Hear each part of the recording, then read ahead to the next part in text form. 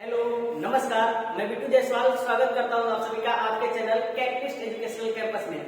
दोस्तों, अभी आप लोगों का 1 फरवरी से बिहार बोर्ड का बायोलॉजी का एग्जाम है और बाकी और सब्जेक्ट का भी है, लेकिन 1 फरवरी का जो है आपका बायोलॉजी का एग्जाम है। इसके लिए हम लोग प्रैक्टिस टेस्ट हम लोग करेंगे, जिसमें 400 एमसीक्यू को हम लोग डिस्कस करेंगे एक एक करके। तो इसमें मतलब अगर 400 का अगर एक वीडियो में बनाया जाए तो काफी लंबा वीडियो हो जाएगा। तो वो 400 की सीरीज में हम लोग एक वीडियो सीरीज चालू कर रहे हैं, जिसमें 400 क्वेश्चन को हम लोग डिस्कस करेंगे। तो आज से हम लोग चालू कर रहे हैं। तो अगर चैनल पर नए हैं तो चैनल को सब्सक्राइब कर लीजिए। तो चलिए, पहला क्वेश्चन है। और आप लोग एक और चीज काम कीजिएगा कि जब वीडियो के जैसे क्वेश्चन पूछेगा तो उसका आंसर को आप लोग जैसे ऑप्शन आएगा उसका आंसर आप लोग कमेंट बॉक्स में बताइएगा। कमेंट बॉक्स में से होगा कि आपको मालूम चलेगा कि आप कितना सही कर रहे हैं, कितना गलत हो रहा है आपका, क्योंकि अभी तैयारी के समय है, मतलब तैयारी का अपना परीक्षा देने का समय है। ठीक, तो कितना नंबर आता है आप लोग आज के टेस्ट में बताइएगा कमेंट बॉक्स में। तो पहला क्वेश्चन है कि पोलिमरेज श्रृंखला अभिक्रिया का क्या कार्य है? What is the function of polymerase chain reaction? Option है प्रतिलेखन यानी ट्रांसक्रिप्शन, स्थानांतरण यानी ट्रांसलेशन, ए और बी दोनों, या डीएनए प्रवर्धीकरण यानी डीएनए एम्प्लीफिकेशन। तो इसका राइट आंसर आप लोग कमेंट बॉक्स में दीजिए। तो इसका जो राइट आंसर होगा वो होगा डीएनए प्रवर्धीकरण यानी डीएनए एम्प्लीफिकेशन। ठीक है, नेक्स्ट क्वेश्चन की बात करें तो नेक्स्ट क्वेश्चन है कि गोबर गैस प्लांट में कौन सा जीवाणु प्रयुक्त होता है? Option which bacteria is used in गोबर गैस प्लांट? ऑप्शन है नाइट्रीफाइन जीवाणु, अमोनिफाइन जीवाणु, डीनाइट्रीफाइन जीवाणु या मिथेनोजेंस। इसका आंसर आप लोग दीजिए कमेंट बॉक्स में। तो अगर राइट आंसर की बात करें तो आपको मालूम है कि गोबर गैस प्लांट में जो है मीथेन का यूज किया जाता है। तो मीथेन को जो उत्पन्न करता है उस जीवाणु को हम लोग कहते हैं मिथेनोजेंस। क्या कहते हैं? मिथेनोजेंस। ठीक है, नेक्स्ट क्वेश्चन की बात करें तो नेक्स्ट क्वेश्चन है कि कॉपर टी किससे बचाव का कार्य करता है? Copper T protect against what? मतलब या प्रोटेक्ट अस फ्रॉम। ऑप्शन है अंडोत्सर्ग यानी ओव्यूलेशन, अंडे की परिपक्वता यानी मैच्योरेशन ऑफ एग या ओवम। ऑप्शन सी है निषेचन यानी फर्टिलाइजेशन। ऑप्शन डी है इनमें से कोई नहीं। ऑप्शन यहाँ पे डी में फर्टिलाइजेशन है और नन ऑफ दीज। तो इसका अगर राइट आंसर की बात करें तो कॉपर टी जो बचाव करता है वो करता है फर्टिलाइजेशन से यानी निषेचन से। तो इसका आंसर क्या हो जाएगा? Option number C. ठीक है, नेक्स्ट क्वेश्चन की बात करें तो नेक्स्ट है कि निम्न में से कौन सा मोबाइल अनुवांशिक पदार्थ है? यानी which of the following is mobile genetic material? Option है खंडित जीन यानी फ्रेगमेंटेड जीन, ट्रांसपोजन या जंपिंग जीन, या बी और सी दोनों। तो इसका राइट आंसर की बात करें तो ट्रांसपोजन कहिए या जंपिंग जीन कहिए, दोनों सेम ही होता है। ट्रांसपोजन को ही जंपिंग जीन कहते हैं और जंपिंग जीन है यानी उसको मोबाइल अनुवांशिक पदार्थ कहेंगे। ठीक है, नेक्स्ट क्वेश्चन की बात करें तो नेक्स्ट है कि मनुष्य जो है निम्नलिखित में से किस ऑर्डर तथा किस कुल का सदस्य है? यानी मैन नहीं, ह्यूमन का लिखा है। Human belongs to which of the following order and family? Option है एंथ्रोपोइडी तथा पोंगिडी, ऑप्शन बी है प्राइमेट्स तथा पोगिडी, ऑप्शन सी प्राइमेट्स तथा होमिनिडी, इनमें से कोई नहीं। तो इसका जो आपको मालूम है मनुष्य जो है प्राइमेट्स है। अगर प्राइमेट्स है तो बाकी बात यहाँ पे आप लोग को कंफ्यूजन होगा प्राइमेट्स और पोगिडी या होमिनिडी। तो आप लोग के आंसर है कि होमिनिडी में मतलब ये घरेलू में नहीं, होमिनिडी वाला हो जाएगा। नेक्स्ट है कि भ्रूणकोश वाले बीजों को क्या कहा जाता है? What are the seeds having endosperm cord? Apocarpic, यहाँ पे कार्सिक नहीं कार्पिक होगा। ठीक है, एपोकार्पिक, बहुभ्रूणिकायिक यानी पॉलीएम्ब्रियोनिक, एंडोकार्पिक या एंडोस्पर्मिक। तो इसका राइट आंसर की बात करें तो आपको मालूम है कि जिस बीज में भ्रूण मिलता है उसको हम लोग कहते हैं भ्रूणकोशी बीज। क्या बोलते हैं? भ्रूणकोशी बीज। और भ्रूणकोशी बीज उसी को अगर इंग्लिश में बात किया जाए तो ऐसा सीड जिसमें एंडोस्पर्म रहे तो उसको कहते हैं एंडोस्पर्मिक सीड। ठीक है, आंसर क्या हो जाएगा? Option number D, endospermic seed. ठीक, तो आप लोग ऐसे कमेंट बॉक्स में आंसर दे रहे हैं ना। चलिए नेक्स्ट क्वेश्चन की बात करें तो नेक्स्ट क्वेश्चन है कि अपघटक कैसे होते हैं, या कहे तो what are decomposers likes. Option है स्वपोषक यानी ऑटोट्रोपस, ऑर्गेनोट्रोपस, या परपोषक हेटेरोट्रोपस, या इनमें से कोई नहीं। तो इसका आप लोग को मालूम है कि जो भी अपघटक होते हैं वो किसी न किसी दूसरे जीव को खत्म करते हैं, यानी खाने के लिए किसी और पर निर्भर है, और किसी और पर निर्भर है तो इसको कहते हैं हम लोग परपोषी कहते हैं। अब परपोषी कहेंगे यानी हेटेरोट्रोपिक। ठीक है, हेटेरोट्रोपस हो जाएगा आंसर परपोषक। नेक्स्ट क्वेश्चन की बात करें तो नेक्स्ट क्वेश्चन है कि रेट्रो विषाणु निम्नलिखित किस बीमारी का रोगजनक है, यानी retro virus is the pathogen of which of the flowing disease. Option है सिफिलिस, एड्स, फाइलेरिया, या ए और बी दोनों। तो आपको मालूम है कि जो एड्स बीमारी होता है ये रेट्रो वायरस के द्वारा होता है। ठीक है, भी कहते हैं रेट्रो वायरस को। तो रेट्रो वायरस के द्वारा जो होने वाला रोग हो जाएगा कौन सा हो जाएगा? एड्स हो जाएगा। ठीक है,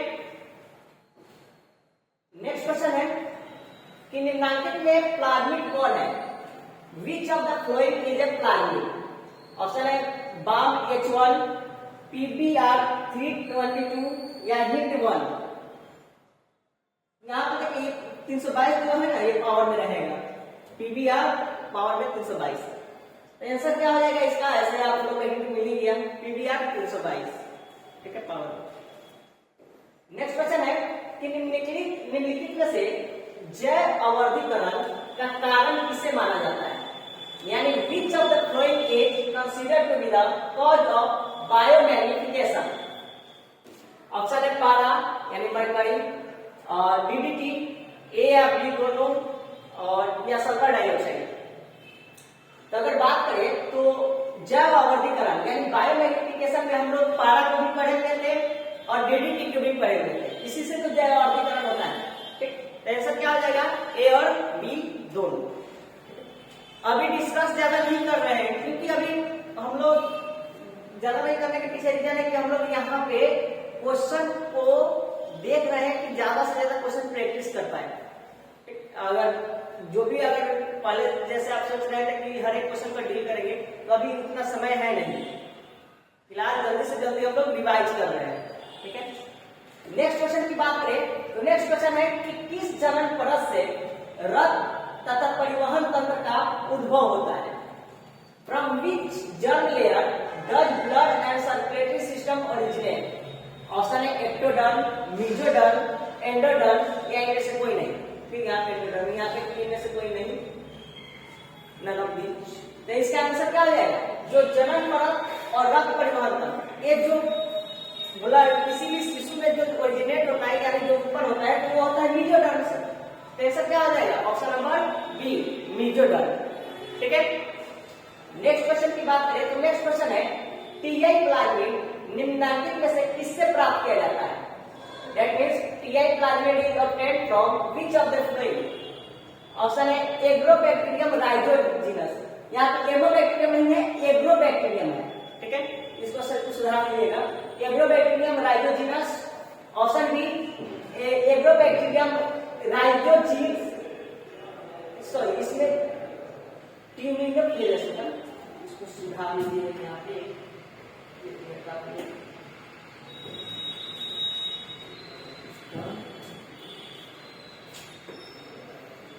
यहाँ पे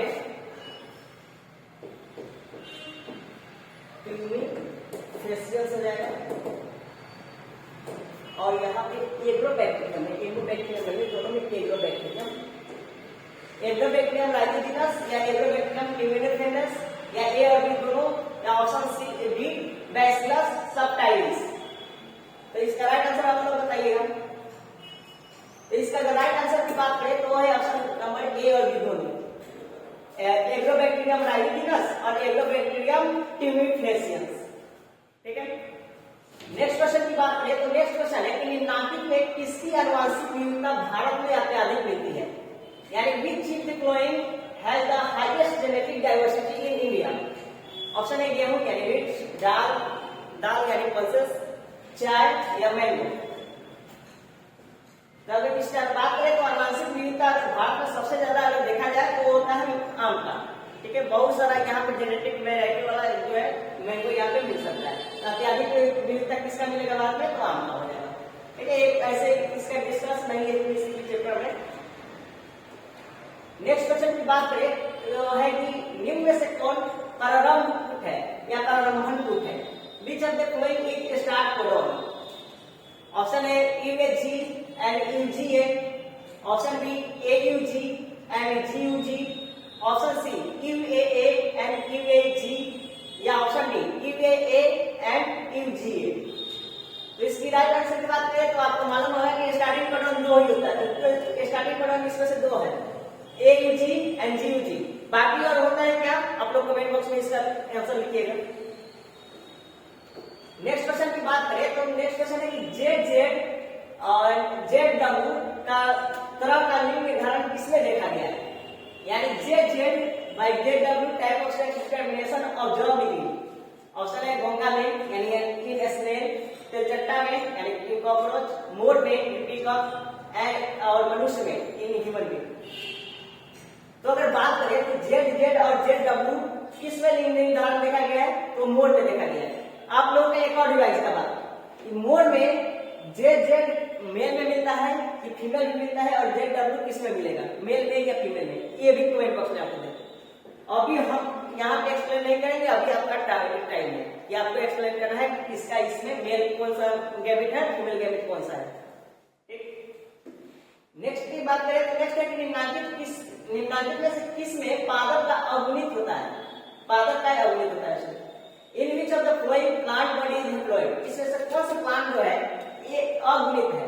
शैवाल यानी एल्गी, कवक यानी फंजाई, ब्रायोफाइट्स, या ऑप्शन डी इनमें से सभी। तो इसकी राइट आंसर की बात करें तो है ऑप्शन नंबर डी। ये जितना भी आपको प्लांट दिखाई दे रहा है, ब्रायोफाइटा, फंगी और शैवाल, ये सब क्या है प्रकार का अगुणित यानी हेम्प्लॉयड प्लांट है। ठीक है, नेक्स्ट की बात करें तो नेक्स्ट है कि निम्नांकित में से कौन जलीय जंगली घास है?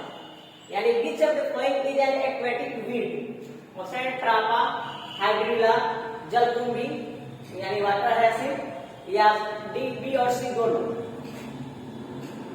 तो इसका राइट आंसर की बात करें तो जंगली घास अगर बात किया जाए तो है ऑप्शन नंबर डी, बी और सी दोनों, यानी हाइड्रिला भी और जलकुंभी भी दोनों क्या है, जंगली घास है। ठीक है, एक्वेटिक वीड कहते हैं इसको।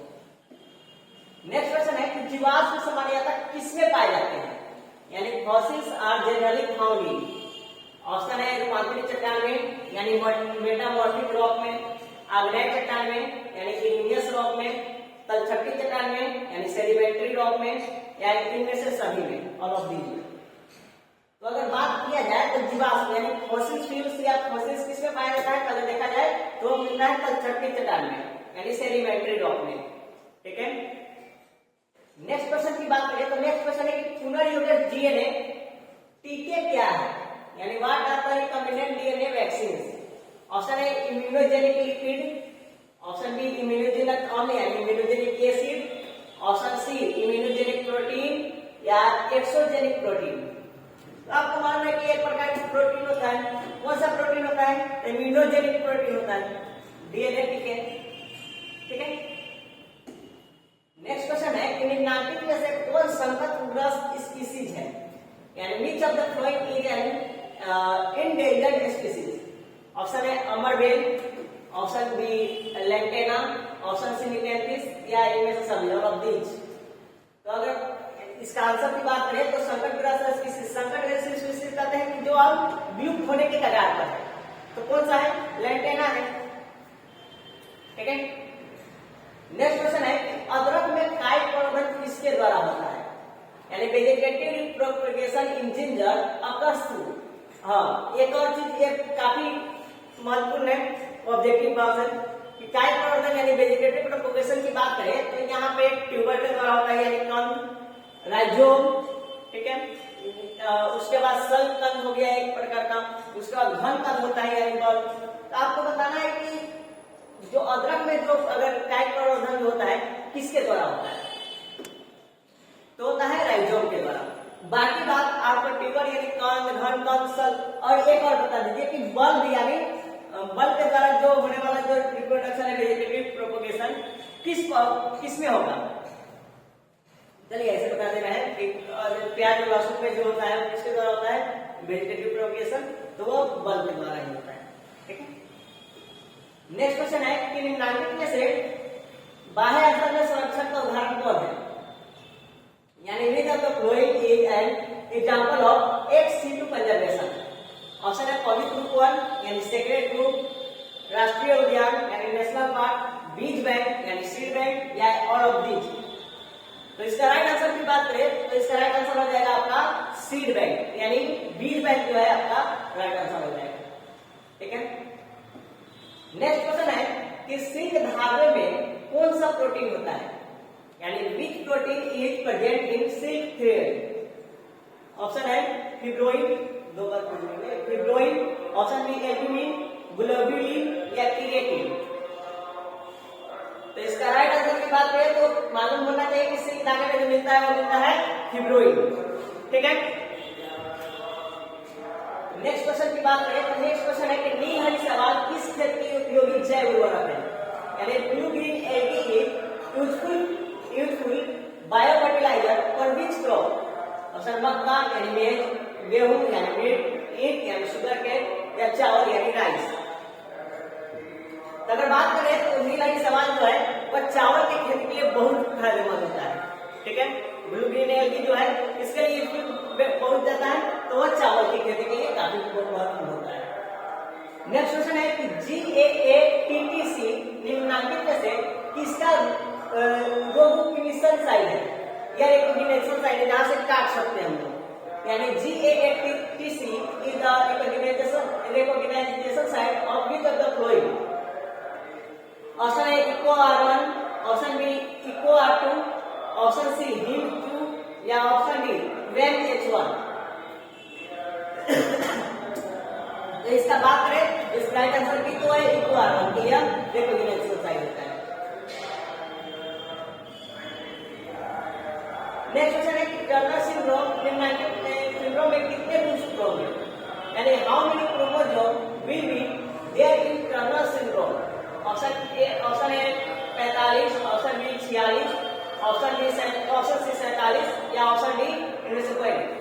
टर्नर सिंड्रोम उसको कहते हैं जिसमें अगर कुल क्रोमोसोम की संख्या में, यानी मनुष्य में पाया जाता है 46 क्रोमोसोम, 46 क्रोमोसोम में अगर एक की कमी हो जाए तो उसको कहते हैं हम लोग टर्नर सिंड्रोम। ठीक है, नेक्स्ट क्वेश्चन की बात करें, नेक्स्ट क्वेश्चन है कि ग्राफ्टेड ऊतक कहां पाया जाता है, यानी where is grafted follicle found. Option है मानव वृषण में, मानव अंडाशय में, ऑप्शन सी मानव यकृत में, या ऑप्शन डी मेढक के अंडाशय में। तो आपको मालूम होना चाहिए कि जो ग्राफ्टेड ऊतक है ये मिलता है अंडाशय में। अंडाशय में जब वहां पर निषेचन नहीं होता है तो फटके तो बाहर आ जाता है, तो उसको कहते हैं हम लोग ग्राफ्टेड फॉलिकल यानी ग्राफ्टेड ऊतक। ये कहां मिलेगा, मानव अंडाशय में, फीमेल अंडाशय में मिलता है। नेक्स्ट क्वेश्चन की बात करें कि RNA के आधार अनुक्रम AUCGCCUGA का सही आधार अनुक्रम DNA में क्या होता है, यानी what will be the correct base sequence of RNA base sequence AUCGCCUGA in DNA। यानी आपको बताना है DNA में सही आधार, DNA का जो अनुक्रम होता है उसका सही क्रम क्या होता है। तो इसका सही क्रम होता है TAGCGGACT। आपको याद रखना है, इसको DNA अनुक्रम कहते हैं। नेक्स्ट क्वेश्चन है कि वायु परागण किसमें नहीं होता है, यानी mid pollination does not occur in which of the following. Option है घास यानी ग्रास, मक्का, गेहूं, वीट या सैलविया। तो वायु परागण के लिए इसमें मक्का का भी जरूरत पड़ेगा, गेहूं की जरूरत पड़ेगा, सैलविया की जरूरत पड़ेगा। सब प्लांट में तो वायु परागण के द्वारा ही होता है, एयर पोलिनेशन ही होता है, लेकिन किसके जरूरत नहीं है, तो घास में नहीं। नेक्स्ट क्वेश्चन की बात है कि नेक्स्ट क्वेश्चन है कि अम्लीय वर्षा में पीएच कितना होता है, यानी अम्लीय वर्षा का पीएच मान बताना है आपको, यानी pH value of acid rain. Option है 7, 6, 5 या 4। तो आपको मालूम होना चाहिए कि एसिड रेन का का जो पीएच वैल्यू होता है 4.4 के आसपास या 4.5 का आते हैं, तो क्या हो जाएगा आंसर 4। ठीक है, तो ये हो गया टोटल 30 क्वेश्चन। आप लोगों को बताना है कि 30 में से आपका आंसर कितना सही हुआ है। इसमें डिस्कस ज्यादा नहीं किए हैं क्योंकि अभी हम लोग को टेस्ट के समय है। आपको बताना है 30 के अगर आप सेट लगाए हैं तो इसमें कितना आपका सही हुआ है। ठीक है, बाकी बात आप अच्छे से पढ़ाई कीजिए। Bye, take care.